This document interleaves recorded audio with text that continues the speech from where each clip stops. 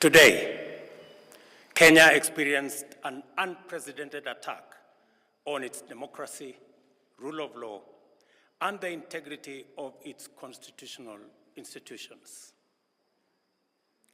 An otherwise legitimate expression of the fundamental rights and freedoms of assembly, demonstration, picketing, and petitioning of public authorities by a section of law-abiding citizens of the Republic of Kenya was infiltrated and hijacked by a group of organized criminals. Most regrettably, today's attack on Kenya's constitutional order has resulted in the loss of lives, also destruction of property and desecration of institutions and emblems of our sovereignty.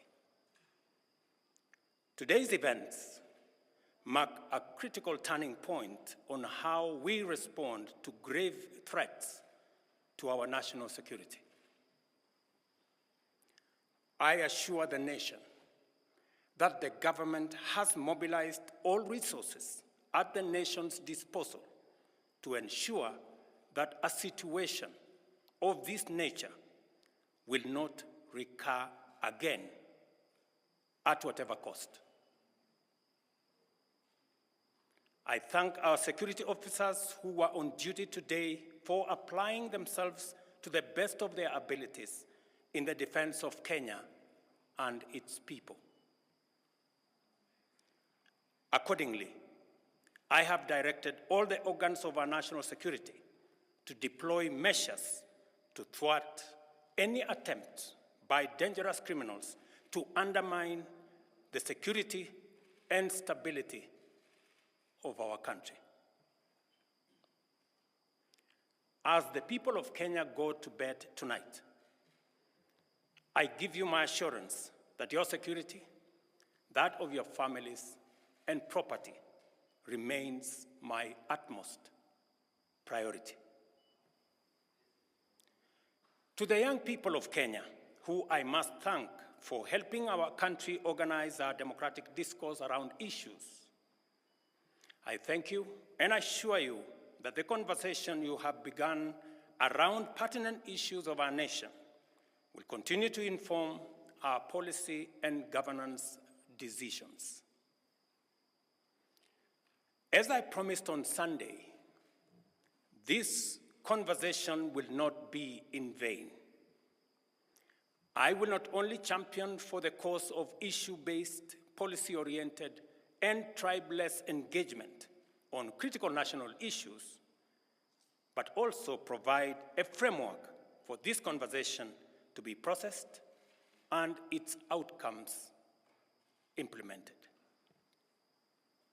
However, our national conversation on any subject matter must be conducted in a manner that respects and honors the foundational values upon which our nation is established, namely constitutionalism, the rule of law, and respect for institutions.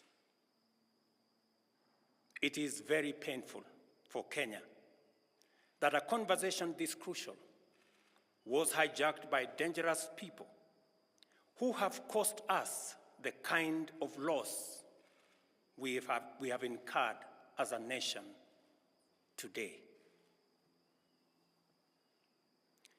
It is possible that the criminals who rained terror on innocent people and attempted to challenge our law enforcement deployments are still determined to continue with their dangerous behavior. I assure the nation of the government's determination to fulfill its constitutional duty of protecting the people of Kenya against all forms of harm.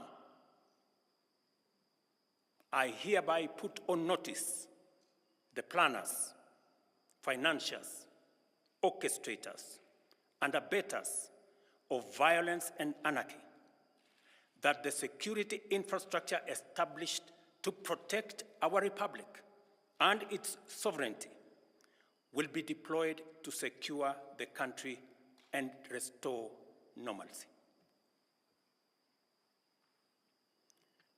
It is not in order or even conceivable that criminals pretending to be peaceful protesters can rain terror against the people, their elected representatives, and the institutions established under our Constitution, and expect to go scot-free. We must isolate crime from democratic expression and separate criminals from people exercising the freedom of expression and divergent opinion. I shall continue to lead a government that is fully committed to maintaining the integrity of our state, promoting the unity of our nation, and enhancing the peace and security of all citizens and their livelihoods. I am bound under sacred constitutional mandate to respect, uphold, and defend the Constitution of Kenya, which declares that all sovereign power belongs to the people, and that this power shall be exercised only in accordance with the Constitution. The government will therefore uphold its constitutional mandate to secure our nation and its development, and shall treat every threat to national security and the integrity of our state as an existential danger to our republic. Accordingly, I assure Kenyans that we shall provide a full, effective, and expeditious response to today's treasonous events. Thank you.